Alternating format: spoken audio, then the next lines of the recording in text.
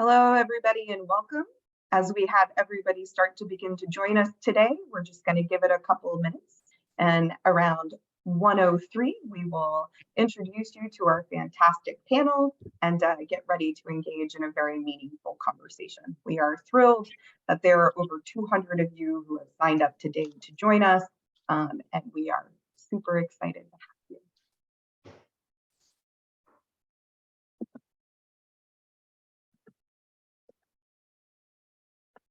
I see that there's a question in the space. How can we help you before we get started?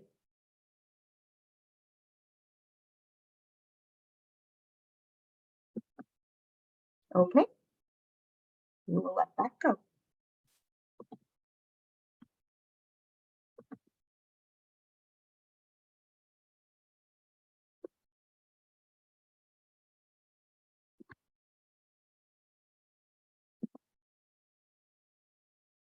Oh, it looks like they posted in the chat looking for the meeting ID. Perfect. Allie will go ahead and look for that and post it.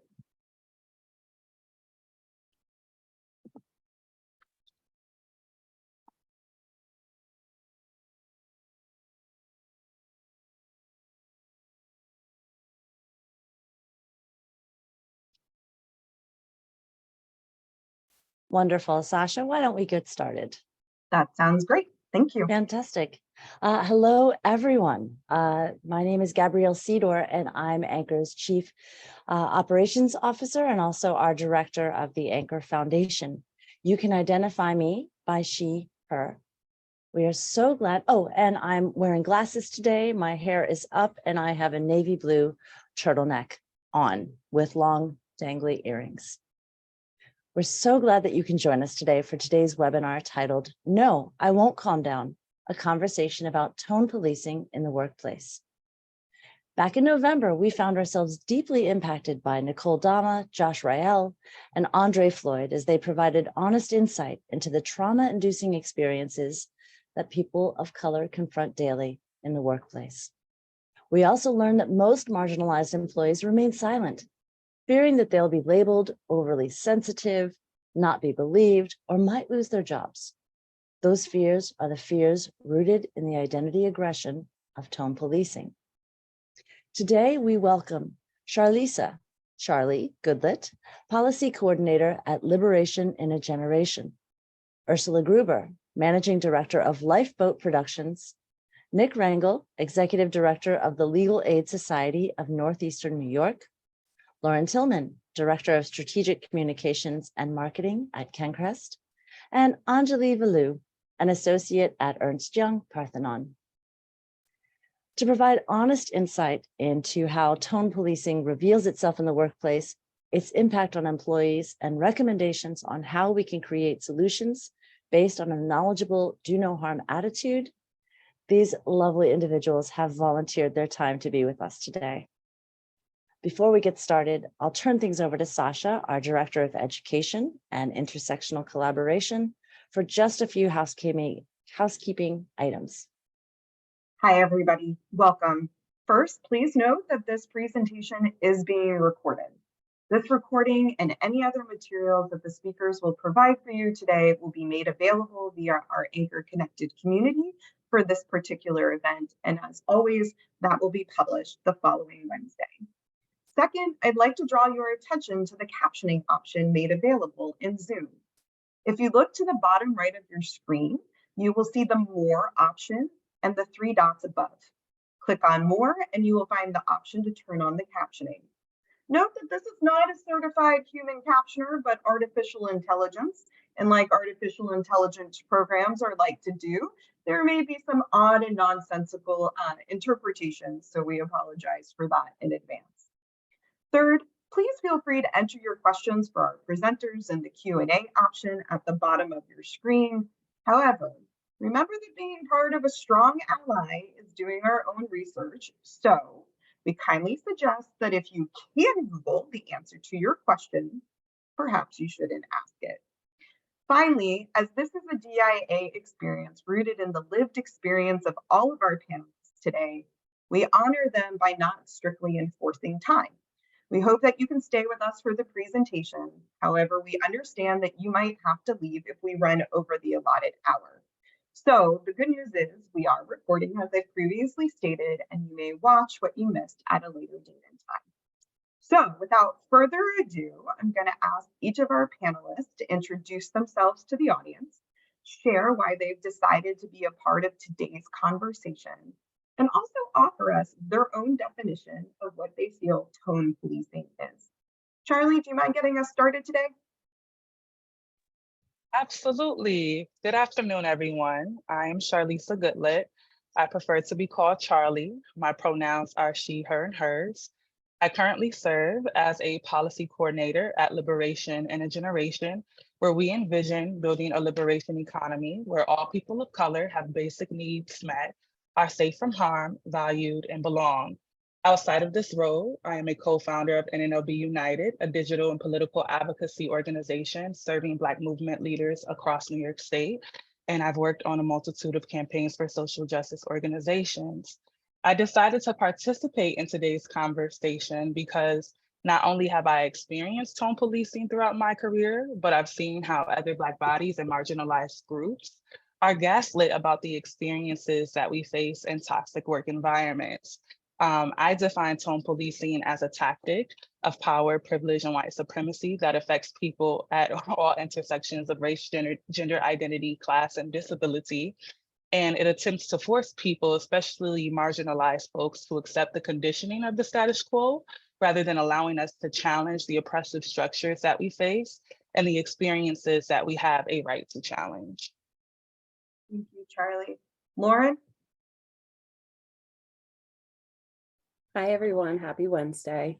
My name is Lauren Tillman. I go by she and her pronouns. My hair is braided and I am wearing a magenta shirt. So I am the Director of Strategic Communications and Marketing for CenCrest, a human services provider that supports people with intellectual disabilities and also operates early learning programs throughout Philadelphia, Pennsylvania. I chose to participate today because I think it's a very important topic, especially within the human services industry. I think that we are just now starting to break the surface within human services of the need for DEI resources and how we as providers can be, better allies, better community partners, better employers, especially given the workforce crisis that the majority of us are experiencing. To me, I define tone policing as any instance where someone who is in a position of privilege is ignoring the truth of a statement and instead focusing on the emotion of a statement and how it's being expressed and often disregarding the statement that's being expressed altogether. Thank you. Thanks, Lauren. Nick? Hi, everyone. I'm Nick Rangel. My pronouns are she, her. I'm wearing a black knit top with white horizontal stripes, and I have short, straight hair. And I'm stopping there because then I have to look at myself. I currently serve as Executive Director at Legal Aid Society of Northeastern New York. Friday was my 1-month anniversary here. I'm also the president of the Capital Region National Lawyers Guild, and I'm the Region 2 deputy for the Hispanic National Bar Association.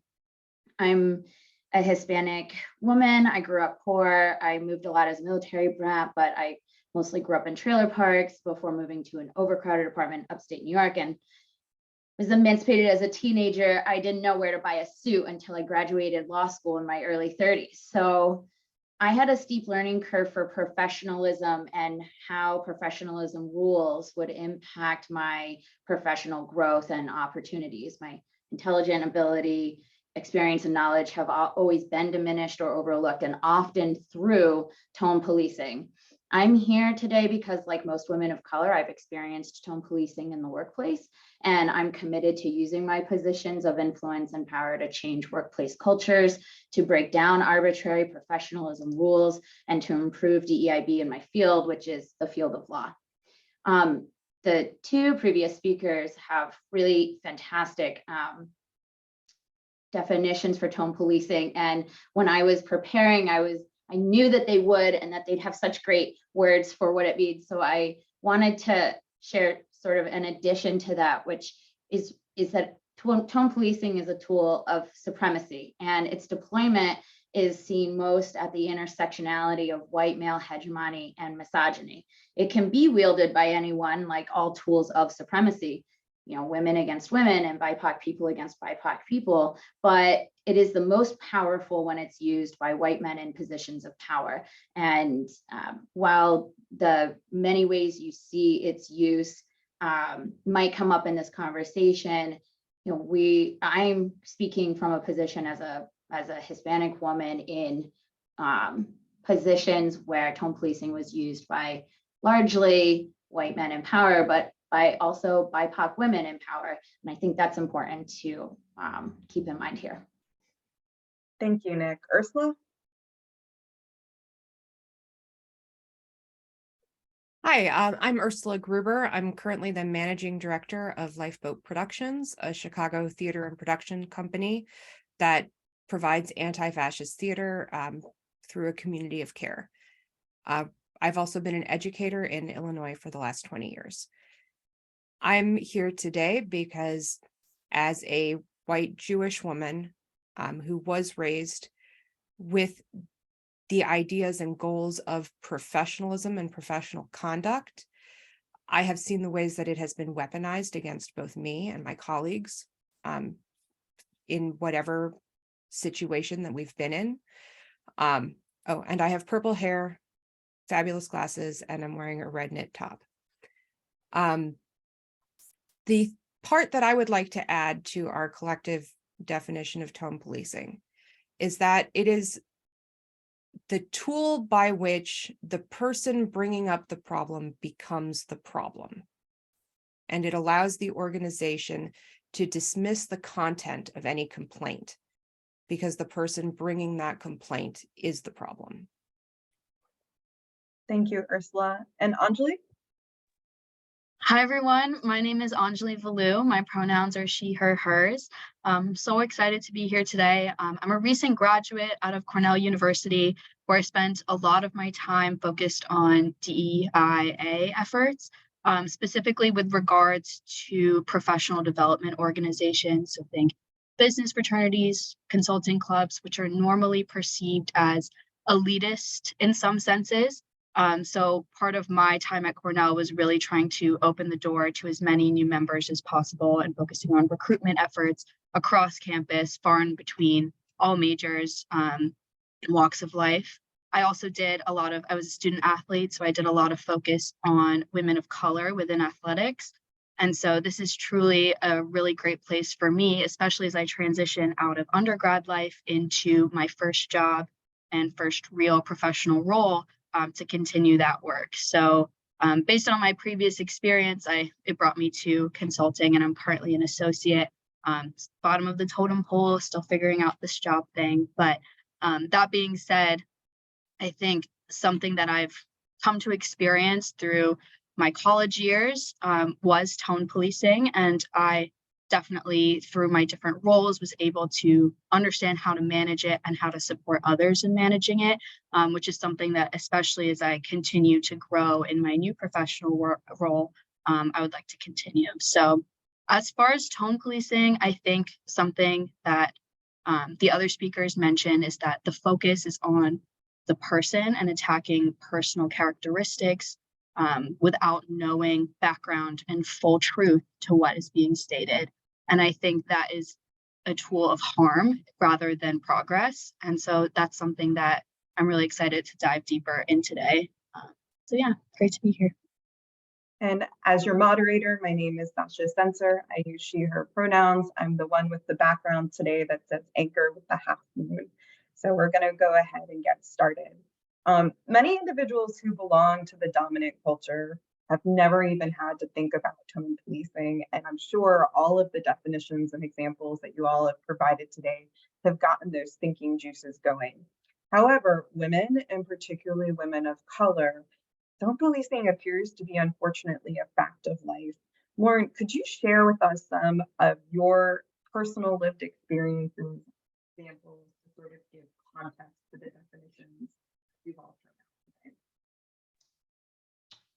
Absolutely. And I'm sorry, the fan in my apartment just decided to go off.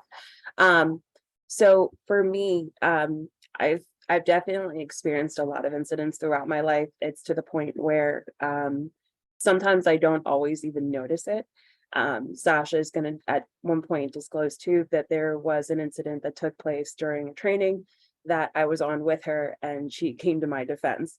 I actually didn't even remember the moment took place until I started engaging with this panel, because so often when it happens, you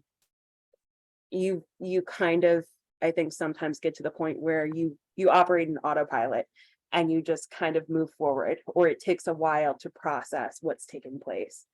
For me, I'm fortunate that as a director, I'm a young director. I am in my early 30s in my leadership role.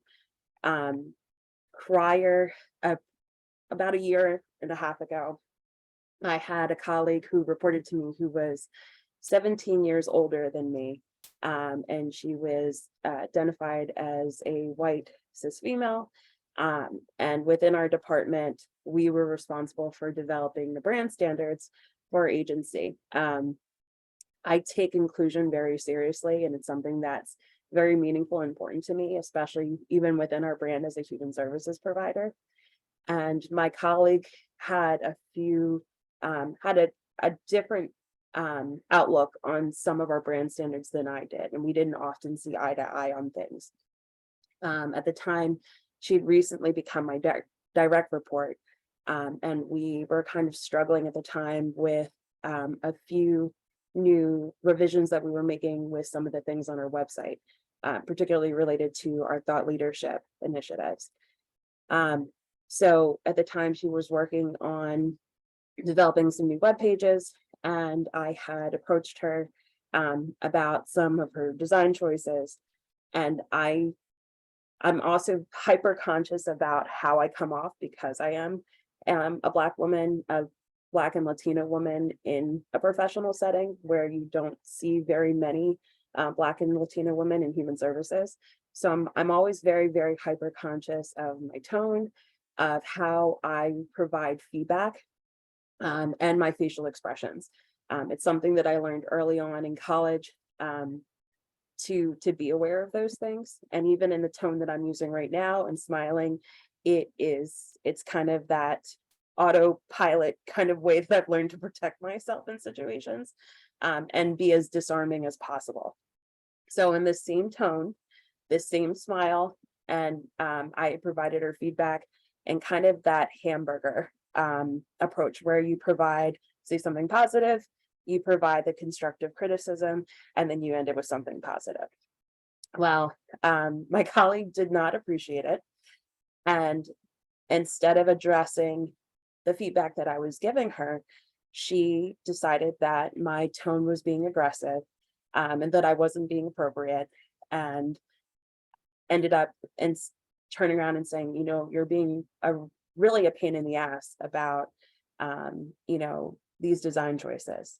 So in that moment, at that point, I had two options where I could probably black out and then tell her what I really thought, or I could continue to try my best to maintain myself in that moment. And I kind of had to take a second, step back, and then once again reiterated in the same very polite, very nice, very calming tone, well, I'm sorry that you feel that way, and let's see what else we can do to find a middle ground on this, because this is not our standards.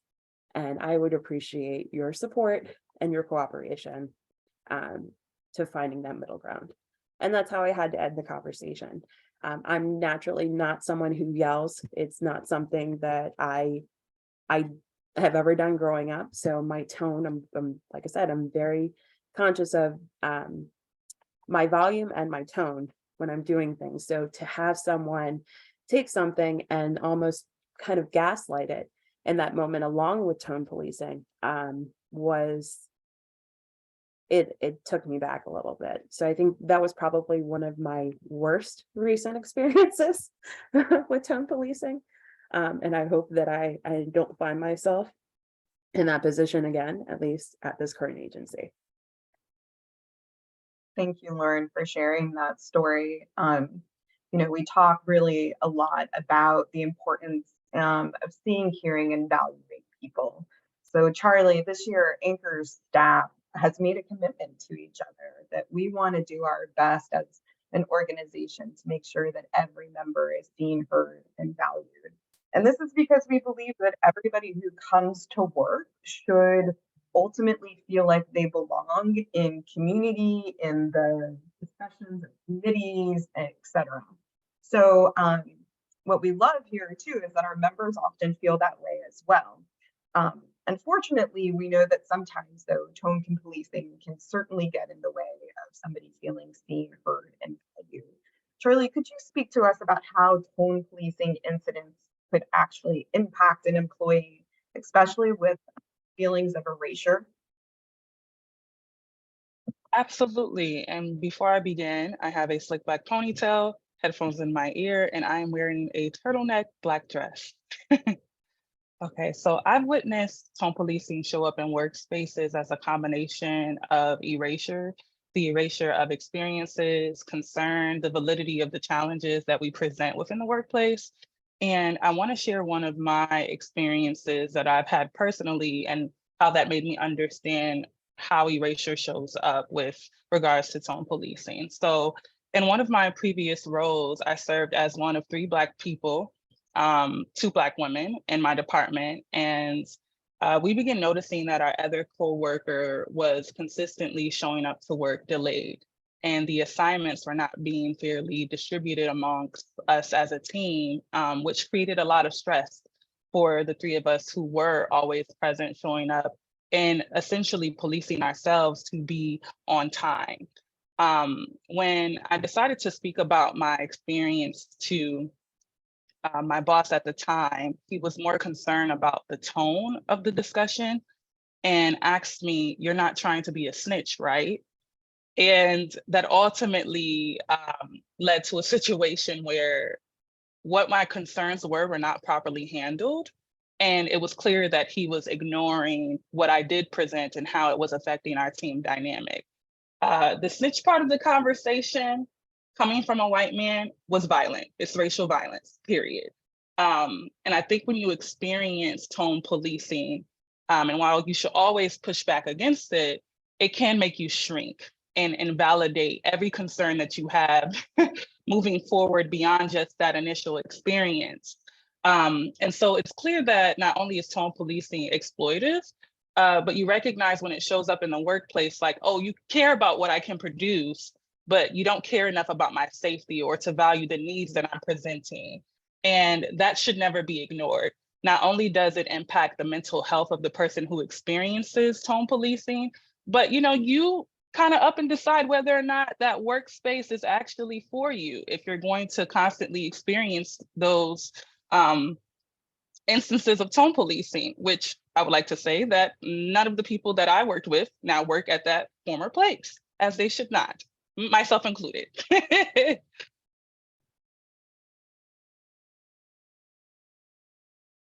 The recruitment and retention question for employees is a huge one within the space that we work.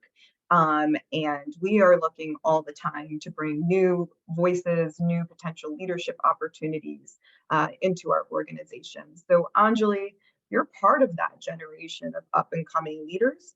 You're a member of Generation Z, which we know is the fastest emerging generation of employees, consumers, and trendsetters, which means you're exactly the type of person that we're trying to recruit to our organizations. As you explained, you have recently finished up your graduate work at Cornell and are starting your first job. Can you tell and explain to the hiring managers in our audience how an organization's DEIA efforts played into your decision-making process when looking for employment? And to also, many of our organizations are being challenged about whether or not we should continue our diversity, equity, inclusion, and accessibility efforts. Could you perhaps help us make the business case about why it's important to continue these efforts in order to attract young workers like yourself? Absolutely. And again, before I begin, I'm so sorry I forgot. I have black curly hair and I'm wearing a shirt with little squares on it and a necklace with a green gemstone. So to get into this question, I want to preface by saying that the type of job that I am in, it comes with kind of the culture of the university I went to. It's very much a highly sought after job, and I'm very lucky that I was able to be part of the recruiting process. So that being said, I didn't really have a criteria for DEI efforts when I was selecting between jobs. I was kind of let me take what I can get. And then I was pleasantly surprised for the role that I'm currently in, that there were systems in place. But also what was more important to me was the informal systems that came with the connections that I was able to garner from the initial recruitment phases. So I think to answer the question, yes, it's so important to have those formal structures and invest in formal structures like in direct diversity hiring program, even if the requirement is, for example, the one that I did was a women's hiring program. And besides a separate portal for young women to drop their application into, there also was formal touch points with women at the firm already. And so those led into those informal connections offline, which I really value even to this day as I've started my job. And I would also say, for the sake of like the formality, there have been so many, especially my first few weeks, orchestrated efforts for me to meet other people that look like me, that are a bit older than me, more senior than me, but I can envision myself being. There's been marked efforts for from the firm, whether it be like hosting an event or a panel like this. So I think those efforts are absolutely necessary. They make me feel like I can reach out to anybody and get that mentorship from them. But I will say that the excitement of that also comes from me being new to this whole world. And I think a few weeks into the job, I kind of realized the less rose-tinted glasses approach to DEI efforts, where the informalness of the connections that I've been able to make are something that I really value.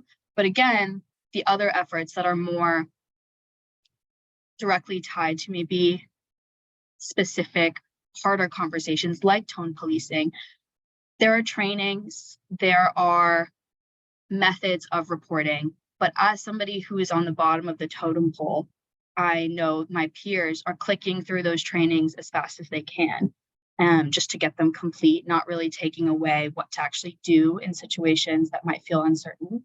And I know there are reporting systems in place. That was part of the training program. But I don't know if, especially as the youngest person in the room, if I would feel empowered to utilize them.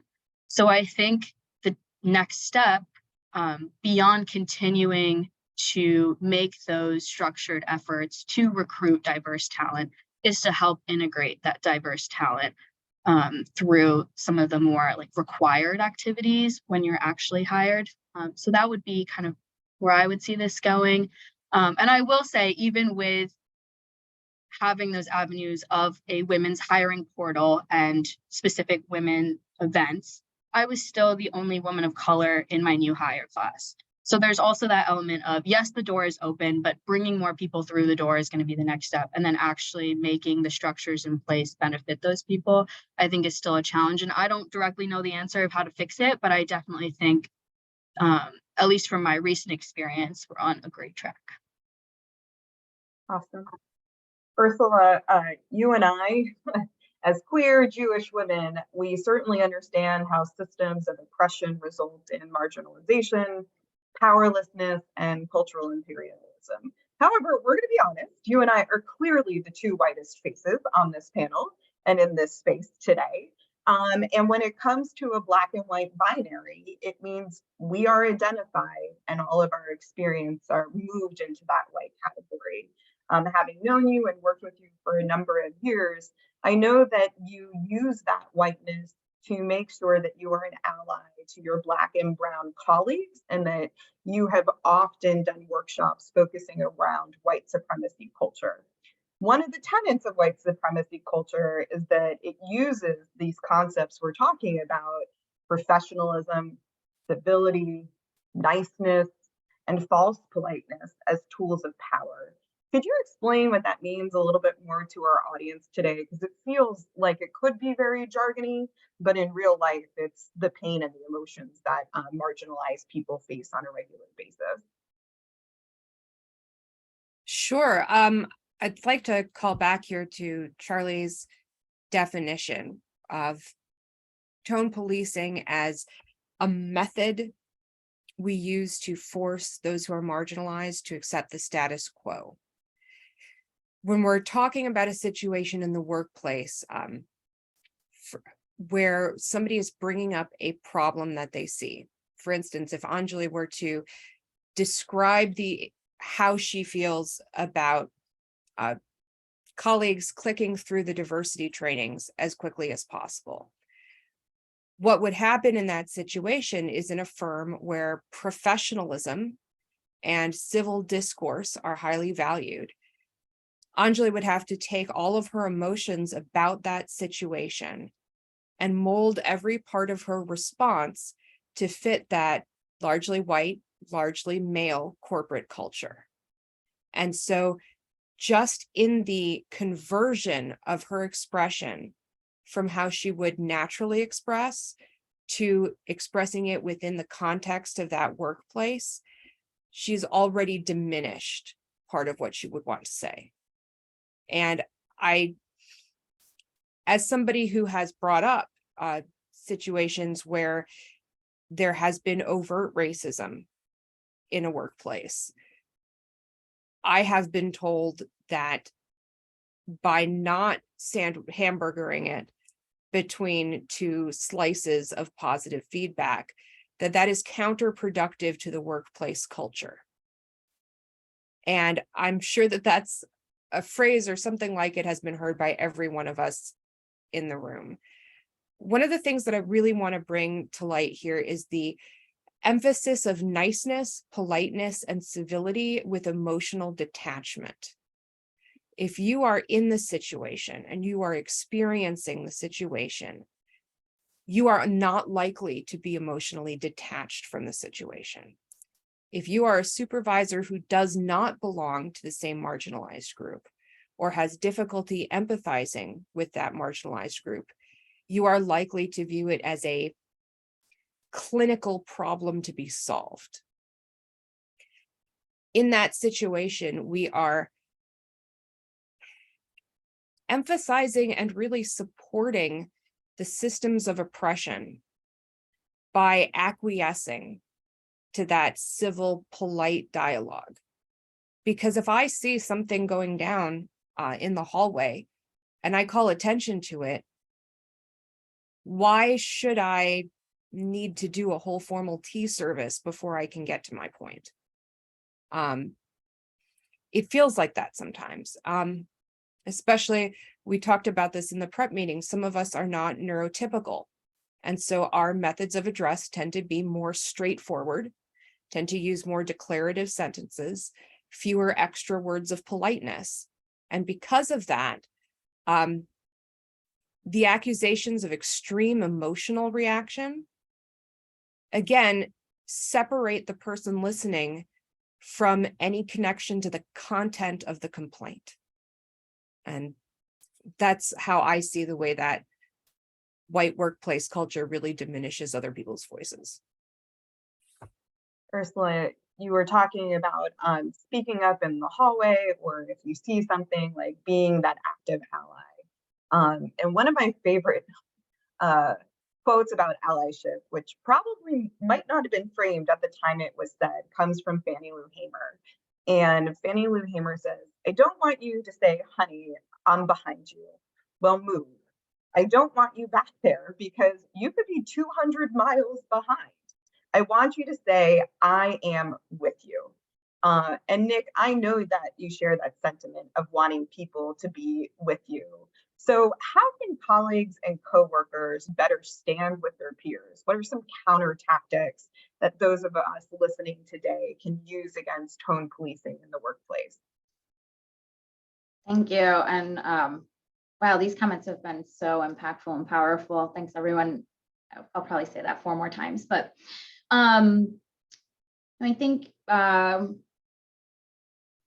like to remember that tone policing is really a tool to propping up management decisions, particularly around pay for women of color, and to reinforce our pay gaps, our lack of access to management positions and C-suites.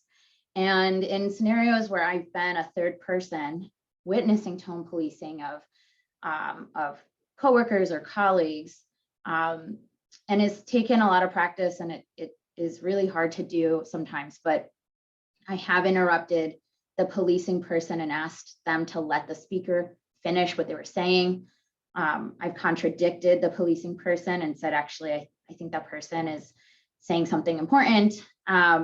Sometimes I counteract the tone policing by just being very cool and respectfully allowing the speaker to continue and not letting the policing person change the power dynamic of that conversation by reacting in a tone policing way.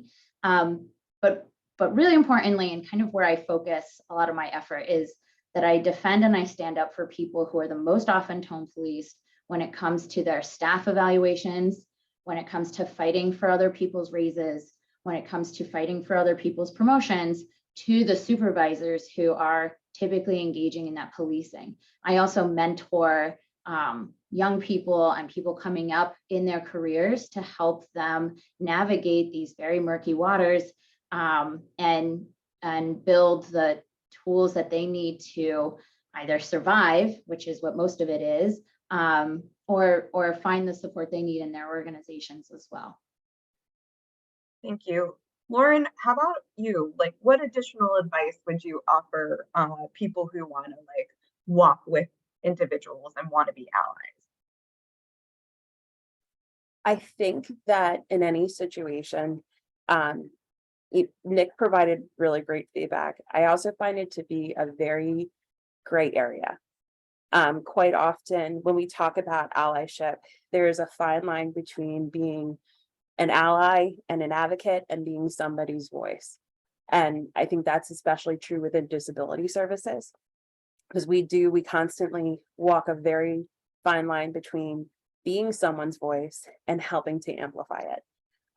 My best advice is always to do something. If you see something, say something. It doesn't always necessarily need to be right in that moment. I think in allyship, we also have a tendency to try to fill silence, and not give our friends, our colleagues enough time to process in those moments. We often talk about, in any situation when you're faced with tone policing, gaslighting, or any other, tactic of supremacy, it is hard to process in those moments. And we have to give ourselves some space. Space doesn't always necessarily mean not saying anything. It also doesn't mean that you're not standing up for someone or that you're agreeing with, whoever the perpetrator or the attacker is. But sometimes space is what people need to be able to gather themselves to respond and defend themselves. I think also it's important that when you see tone policing or you experience it, or not just when you experience it, being the ally that checks in on people, that after an incident takes place, be the person who goes and reaches out to the colleague to say, hey, are you okay? I don't agree with what, so-and-so said. Do you want to go talk to them? I will be with you. I can be your support. Or even going to that colleague who was the perpetrator, away from an audience and saying, hey, address their behavior with them. There's multiple ways to show up for people. I don't think that there is anything that is right or wrong. It's a matter of whatever the person feels that they want. But we have to make sure that, if there's ever an opportunity, especially amongst colleagues that you know very well, ask them, how would you want me to show up for you in certain situations? I think that's the easiest way to get clear indications of what to do, and when to do it with different people, and also reading people's body language.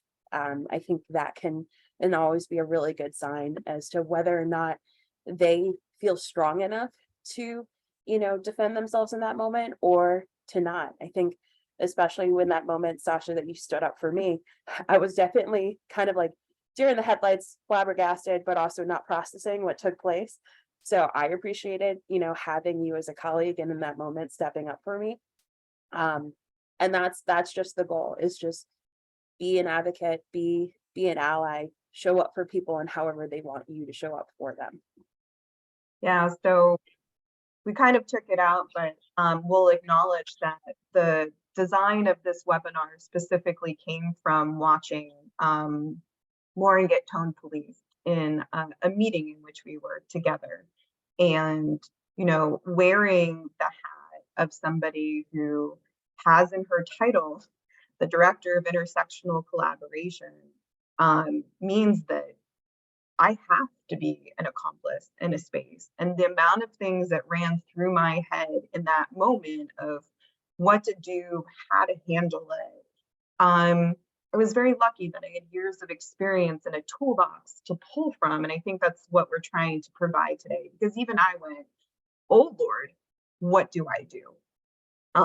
The first thing I did in that situation was to reach out to Lauren and say, I'm so sorry that happened.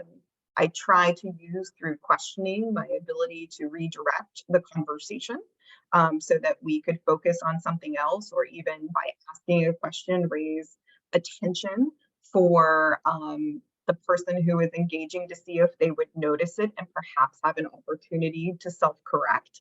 Because I think sometimes that's important rather than using accusatory language to broach questions for people, I think is a tool.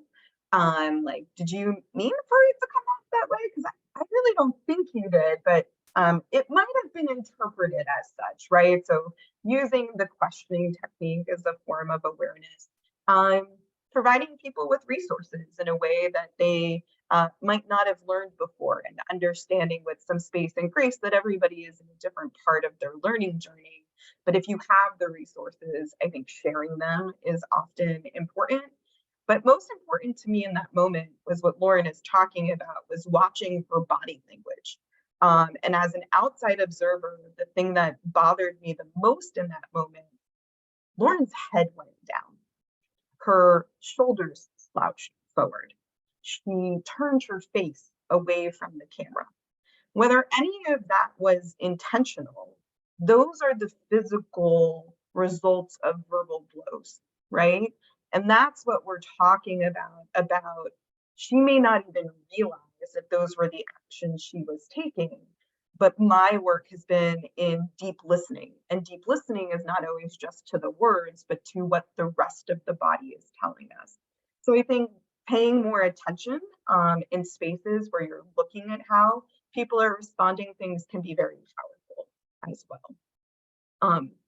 In those moments that we're looking for, there are always challenges. And I think it's really important that you do, like Lauren said, do something. Because if you don't, it can lead to career switches. And so, Ursula, as we were talking and prepping for this, you identified that you didn't always have people who were intervening on your behalf to provide those counter tactics when you were facing tone policing. And it actually led to you making a complete career switch for yourself and leaving a space that you've worked in for nearly 2 decades.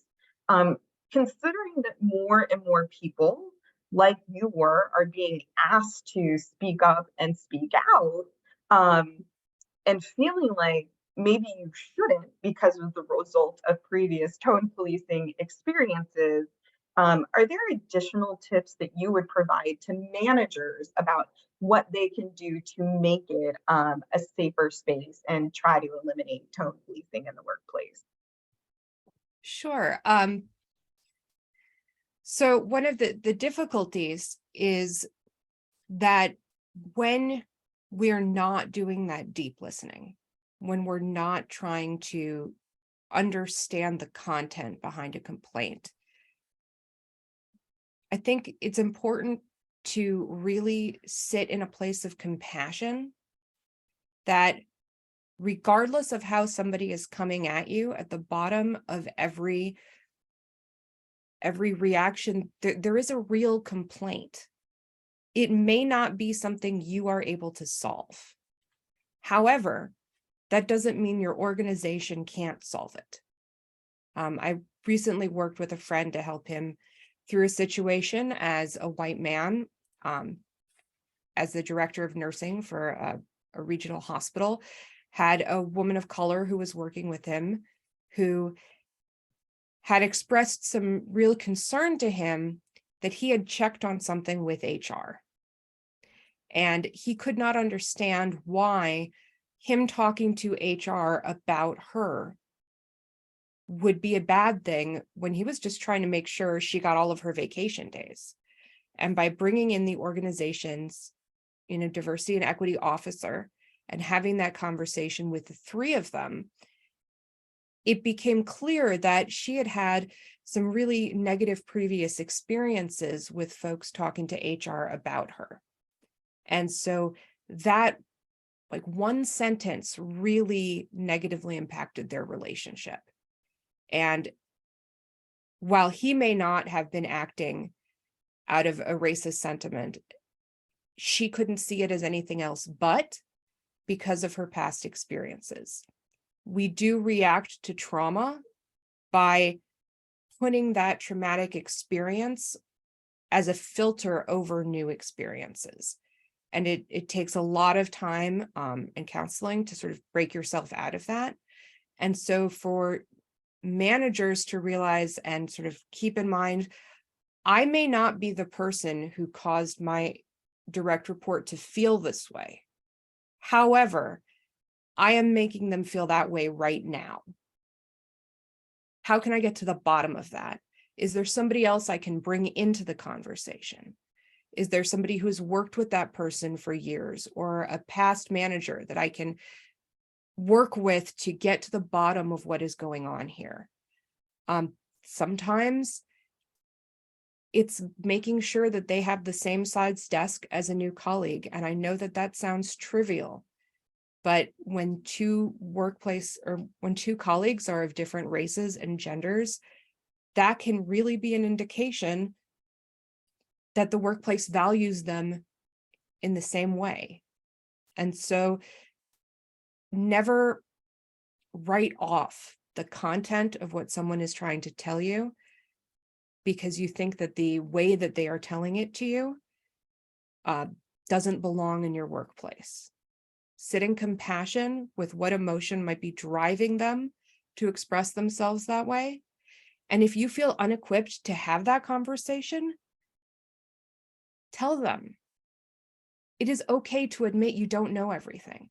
One of the most powerful things a supervisor can do to show support is say, I hear that you have an issue. Like, I don't know how to fix this right now.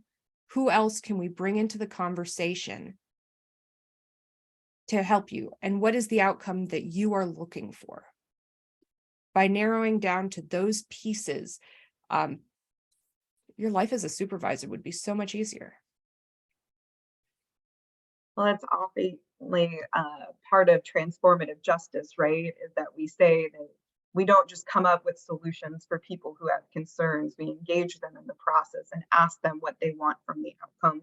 And sometimes it can be that they just want to vent in a safe space, but sometimes it can be more than that. And it is completely okay to realize that we don't have all the answers, but that we're going to work through it together. And I love that thought of sitting in compassion. Nick, I think that speaks directly to that. Workplace power structures are not flat. Like, that's why there's a structure. And most of the people in today's audience have managed people in some way, shape, or form before. You obviously are in a position of power within your organization.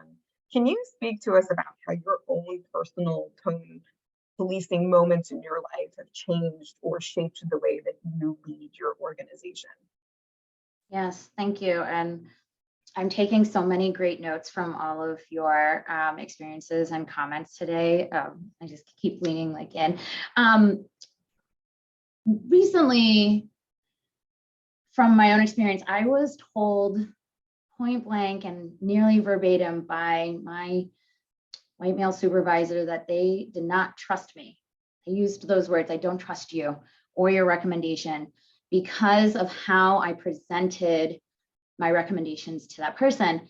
This is after years of working together as the most expert person on the topic in that meeting, the most expert person on the topic in the office, the most expert person on the topic in that building. And that's when I knew that they were never going to trust my expertise.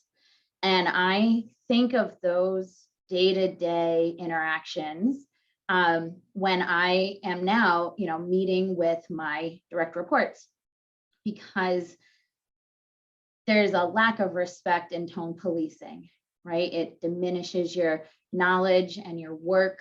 It diminishes what you meant to say, but also how you got to that point where you had something to share.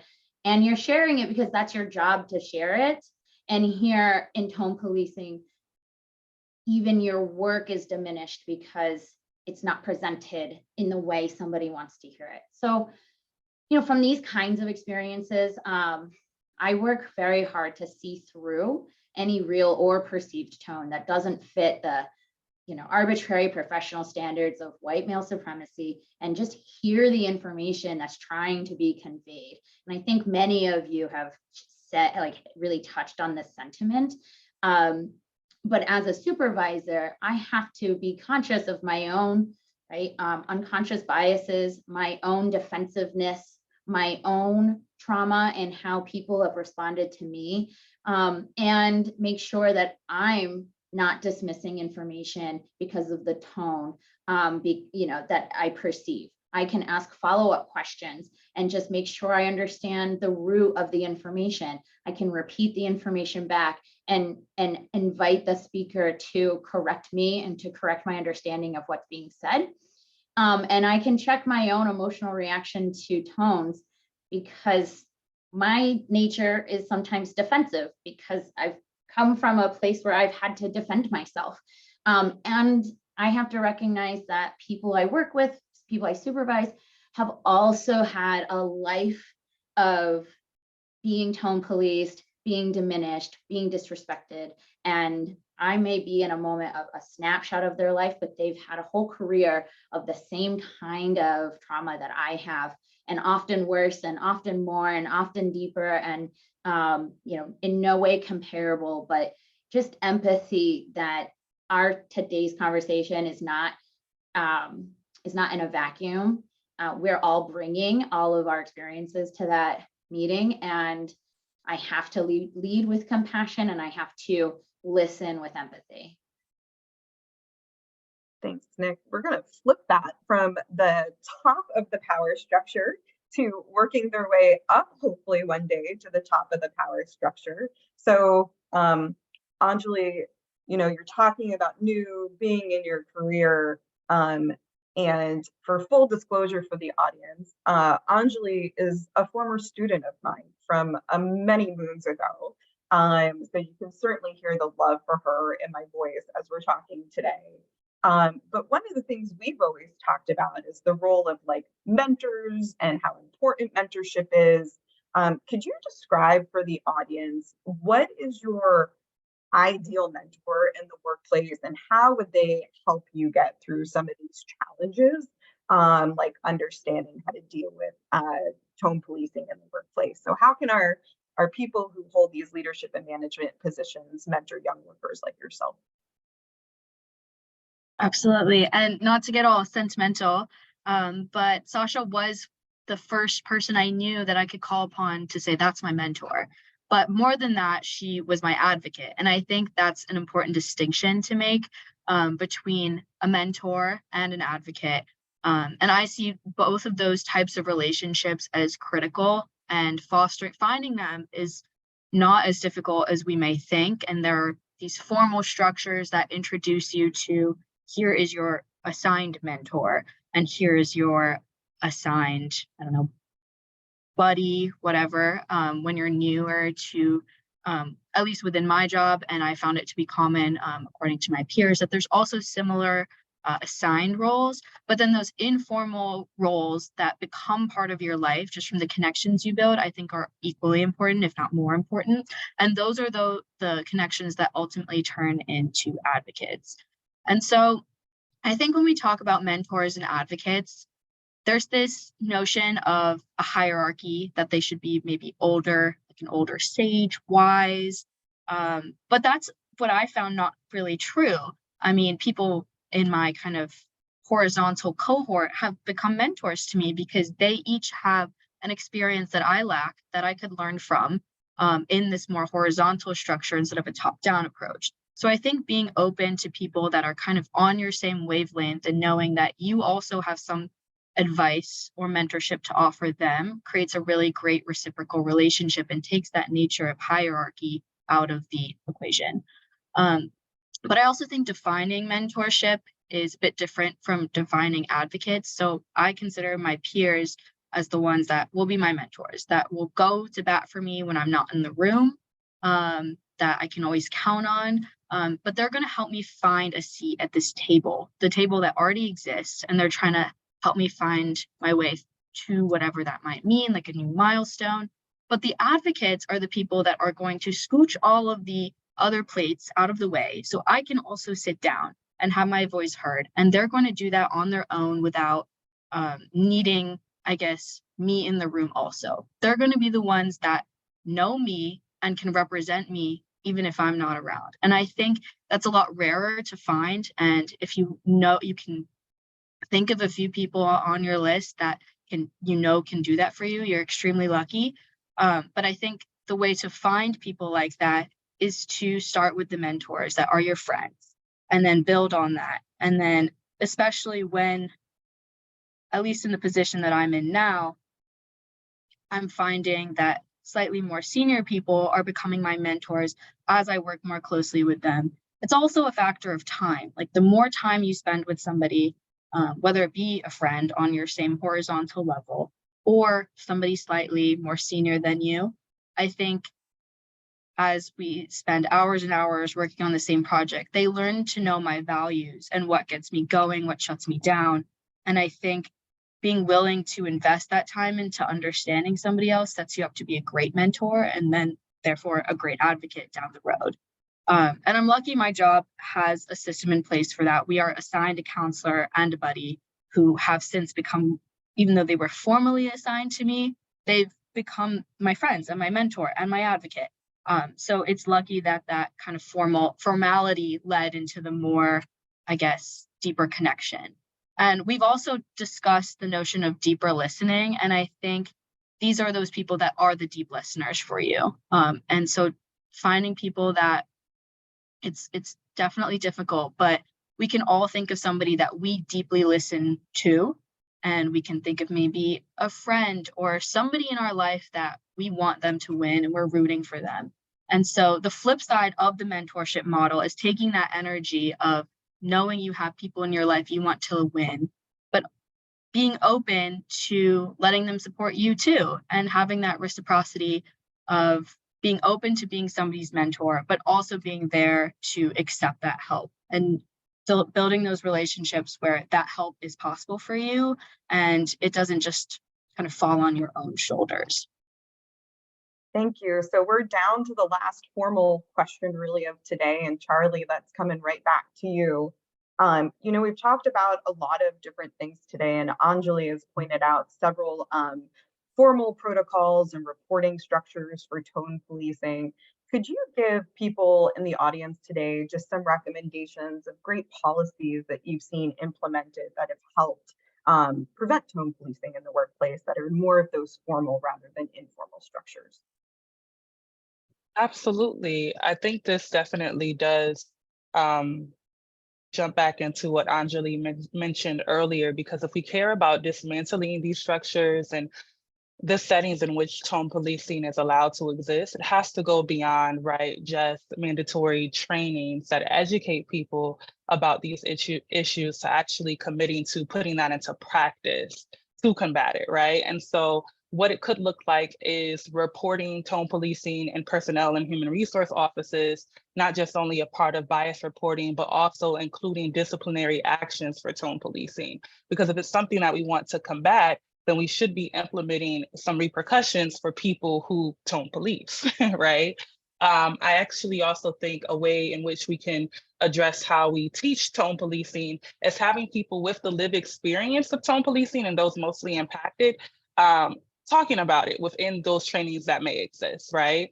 And if we're investigating, or if an organization, I'm talking about like if an organization is investigating an issue or an incident of tone policing, I think we have to also go beyond having our own orgs investigate tone policing. Perhaps it should be us looking outside of other organizations or institutions that can help us address really minimizing tone policing within the workplace, because let's face it, some orgs don't have the best approach to invest in combating tone policing because they're complicit in it.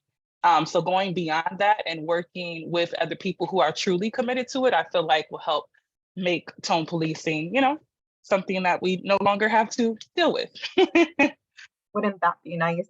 Nick, any last pieces of advice about changing those systems and formal structures? Well, I don't want to take credit for the series of things I'm going to share now, because they aren't mine, and I just started here, and people who work here have been doing really, really impressive and really proactive work around a number of these issues. But I can share that we have a race equity group, a BIPOC resource group, and a DEIB committee. These were all set up before me, but they're resources that I strongly support and have put additional resource behind. And I think those facilitators employ some tactics that are really helpful, like the stacking model to make sure BIPOC voices are amplified. We also have a union with a robust grievance procedure. I believe in unions, and I believe in union and labor practices. And so I'm kind of really looking forward to learning and supporting the work that our union does. And we are currently working on improving our anti-harassment and anti-discrimination policies and our DEIB policy and training protocol, dealing with both policies and initiatives through an organization-wide DEIB audit conducted by an outside consultant. And I've encouraged and I'm pushing very hard that our organization be open fully to all of the recommendations and feedback that we receive from that audit, and that moving forward, our policies can be informed by the audit recommendations as well. So those are some things we're doing internally. Again, those were mostly set in motion before I got here, but our commitments that I made as I am taking the helm here. Thank you all for sharing today. Before we open the floor to questions, I know our audience is a lot to process. I give them a lot of credit. We're over time, but there's still more than 100 people on this call and truly invested in what you all are saying. Can each of you just quickly give us, like, what's the key takeaway? Like the one thing that you want people to walk away from today as they're trying to digest all of this very weighty information? Anjali, let's start with you. Sure. I think the number one thing I want people to take away is that your mentors and your advocates are going to be the ones that are going to support you through the tone policing. And the emotional toll that takes is not something to ignore. And I think it takes many forms of sending that email with the exclamation points or don't, but always making sure you have people on your side that know when those things are going to become questions that affect you and your soul, and having that team on your side to really make a difference going forward. Thank you. Ursula? It actually really follows nicely off of that one, which is you are not the problem. if you have felt tone policed in the workplace, you are not the problem. You are bringing up things that matter, and it might make a difference for someone else down the road. And so I don't want to say don't let yourself feel diminished, but just remember, I am not the problem. The culture of this workplace makes it difficult for me to express my honest opinion. And for managers, if you can put yourself in that position, what would you do if you were trying to highlight a problem and you were viewed as the problem, and just to use that to find that place of compassion to listen? Thank you. Charlie? Yes, I will definitely say don't be silent about it. You know, Zora Neale Hurston said, if you are silent about your pain, they'll kill you and say you enjoyed it, right? Anytime you see tone policing happening, whether it's to you or to another person, speak out, regardless of what may exist in the future. You know, it's important for you to stand up for yourself and stand up for your colleagues to create a safer work environment, even if that means letting that work environment go. Nick? I guess I would just note that tone policing, like so many of our systems of oppression, prevents and delays BIPOC people from elevating and taking positions of leadership and of power. And that the conversations we're having here and the tools that we're discussing and that can frankly be built off of are critical pieces of the puzzle of making sure that BIPOC voices and women's voices are in the C-suite, are in management, and are leading organizations so that we can have better representation in all fields. And Lauren?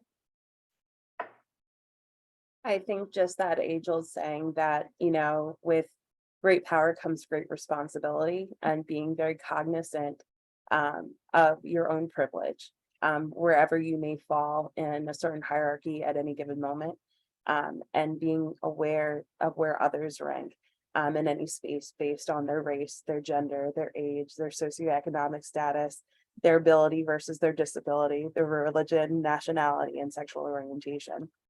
And if you're ever looking for a really great book, you know, especially as a supervisor, or just someone who often finds themselves in positions of privilege, a great book is What If I Say the Wrong Things?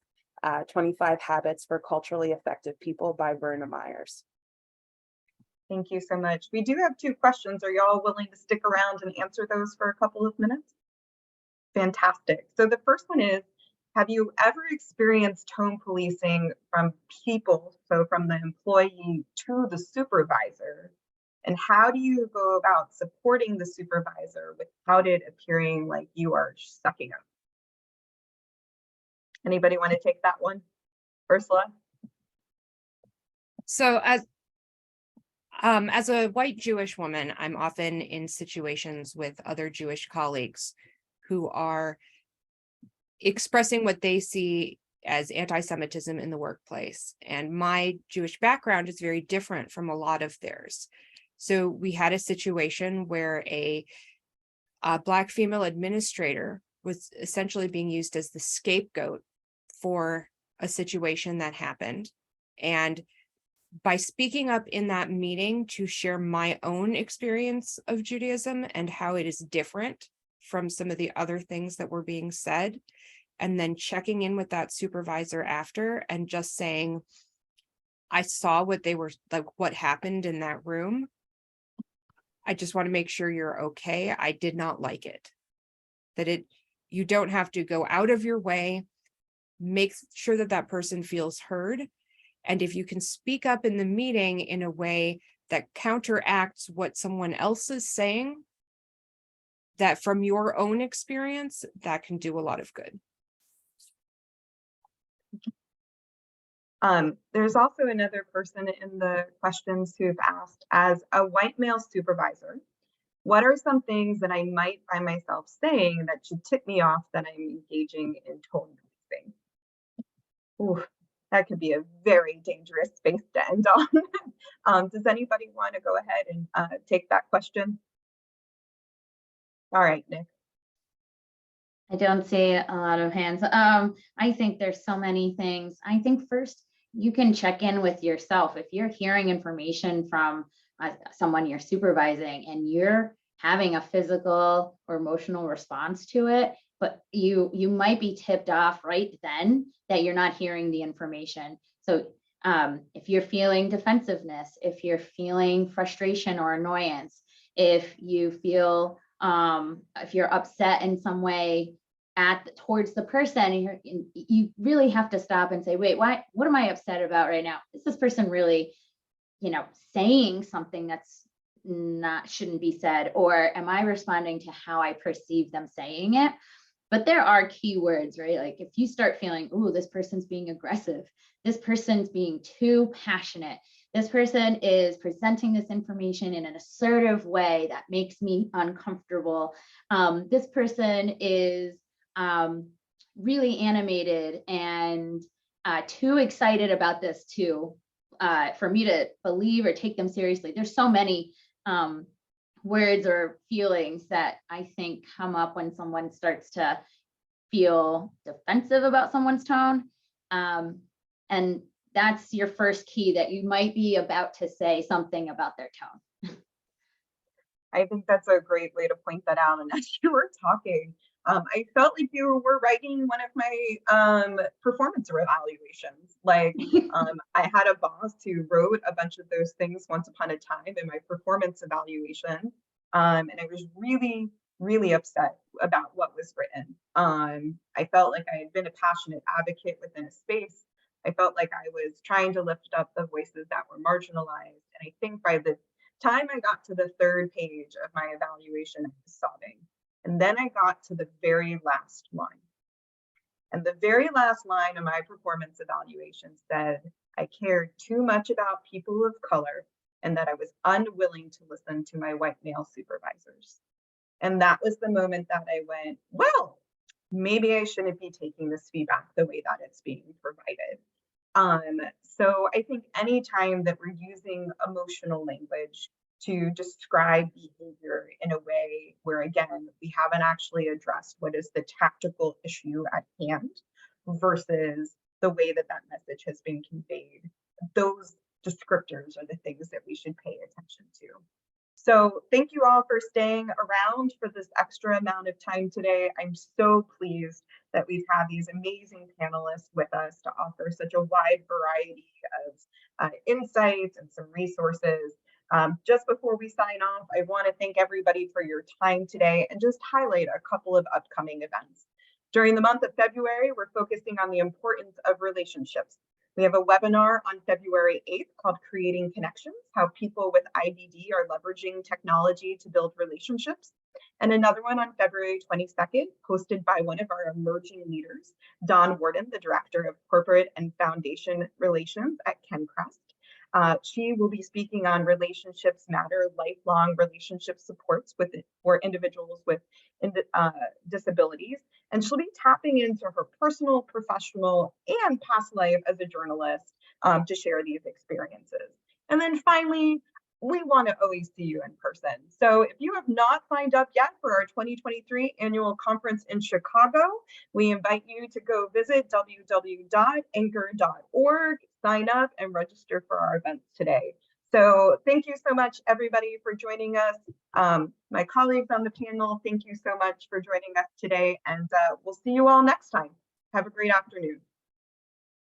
Thank you.